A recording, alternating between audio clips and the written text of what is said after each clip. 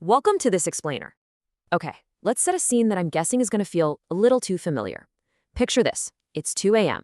The house is completely quiet. An hour ago, you promised yourself just 5 more minutes. But here you are, right?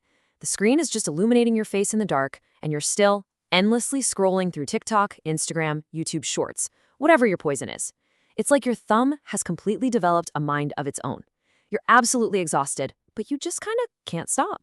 Seriously, ask yourself, why are you still scrolling? What is actually keeping you locked into that little glowing rectangle when your body is literally begging for sleep? It's this mix of internal guilt and total confusion that, honestly, almost all of us experience. You keep telling yourself to put the phone down, and yet, swipe, swipe, swipe. Well, let's just relieve you of that guilt right out of the gate. It is not a lack of willpower. You are not weak. The reality is, the second you open that app, you are stepping into an arena against massive, multi-billion-dollar supercomputers and armies of top-tier psychologists. And they're all designed with one singular, highly focused goal: to keep your eyes glued to that screen. So part 1, the digital slot machine. Let's dive right into how this actually works. Think about a physical slot machine in a Vegas casino. You pull a lever, your brain anticipates hitting a jackpot, and you wait. Well, social media mimics this exact physical action and the psychological thrill that comes with it. You pull down to refresh your feed, your brain anticipates a viral video, and you wait. These algorithms are perfectly exploiting dopamine, your brain's pleasure neurotransmitter, by basically turning your phone into a pocket-sized casino. The core psychological concept driving this whole slot machine effect is called variable rewards. Basically, this means getting a prize at completely unpredictable intervals. When you pull to refresh, you have absolutely no idea what you're going to get. It might be a totally boring post, or it might be the absolute funniest video you've seen all week. And here's the crazy part. That intense anticipation of the unknown, it actually releases more dopamine into your system than the video itself. And these variable rewards, they don't stop at the feed. The platforms have weaponized pretty much every single interaction, every like, notification, every new comment, every new follower you get. They all act as these tiny micro hits of dopamine. These unpredictable little moments of social validation create this persistent, undeniable craving in your brain to check the app instantly, the very second it buzzes. Which brings us to part 2, removing the brakes. You see, human beings are naturally wired to look for stopping points so we can pause and reflect. In the old days, you'd reach the end of a newspaper page or finish a chapter in a book, right? You had to physically turn a page or actively decide to close the book. But algorithm engineers created the infinite scroll. The content literally never ends. They have deliberately stripped away all of your natural stopping points.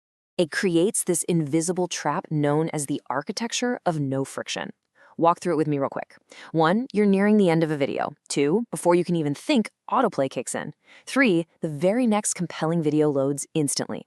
And 4, because you never actually had to make a conscious decision, you slip into this frictionless flow state.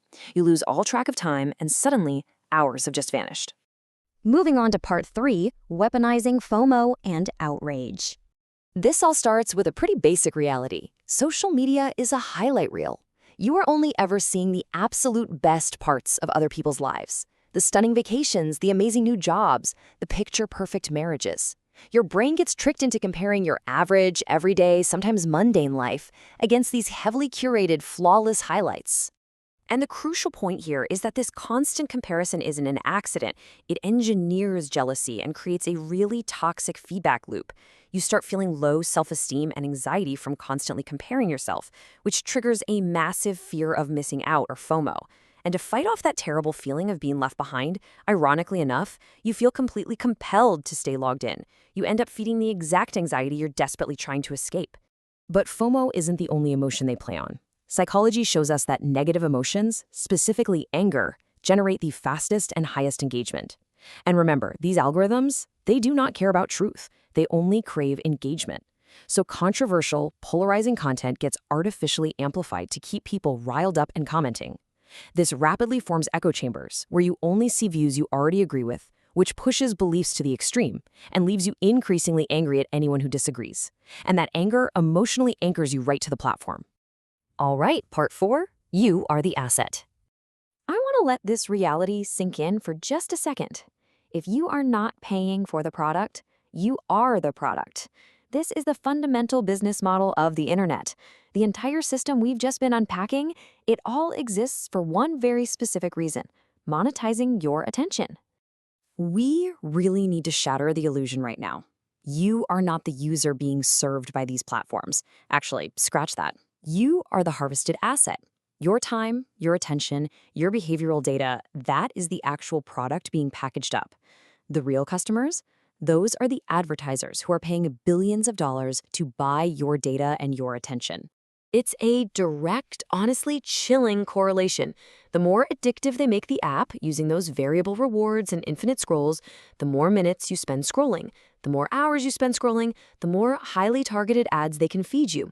And over days, weeks, and years, that generates maximum profit. Tech companies are financially incentivized to spend massive budgets on behavioral design to make these platforms just as addicting as humanly possible. Which leads us to part 5, the escape. Understanding these dark mechanics, that is the exact key you need to break the psychological chains. First, you have to acknowledge what you're actually fighting. Stop blaming yourself for lacking willpower against supercomputers. Second, try to recognize the digital slot machine mechanics in real time. When you pull to refresh, know exactly what your brain is doing. By seeing the illusion for what it really is, you finally have the power to reclaim your focus, your time, and most importantly, your mental health. So, as we wrap up this explainer, I want to leave you with one final provocative question. You know the secrets now. You can literally see the invisible strings of the algorithm, so the next time you pick up your phone, ask yourself, now that you see the mechanics, who actually controls your next 5 minutes?